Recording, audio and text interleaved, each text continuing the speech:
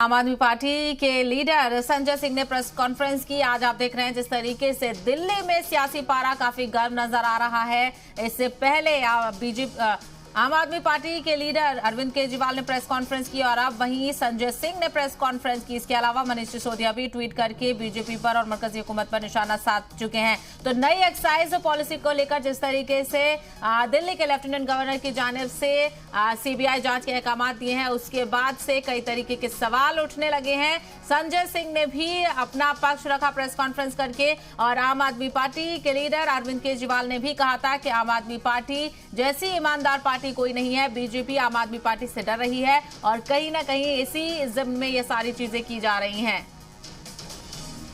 वहीं आपको मनीष सिसोदिया के ट्वीट के बारे में बताते हैं, जिसमें उन्होंने लिखा है कि बीजेपी पर निशाना साधा है। मनीष सिसोदिया ने केजरीवाल से डरते हैं बीजेपी और मोदी जी केजरीवाल से डरते हैं। मोदी जी से लोगों का मुंह बंद हो चुका है। केजरीवाल जी से पूरे मुल्क को उम्मीदें हैं और मुल्क में आम आदमी पार्टी का असर बढ़ रहा है। हमारे खिलाफ और भी झूठे केस दर्ज होंगे और मुस्तकबिल आपका है, मुस्तकबिल भारत का है। तो लगातार जिस तरीके से आप देख रहे हैं दिल्ली में काफी सरगर्मियां देखी जा रही हैं, सियासत तेज है।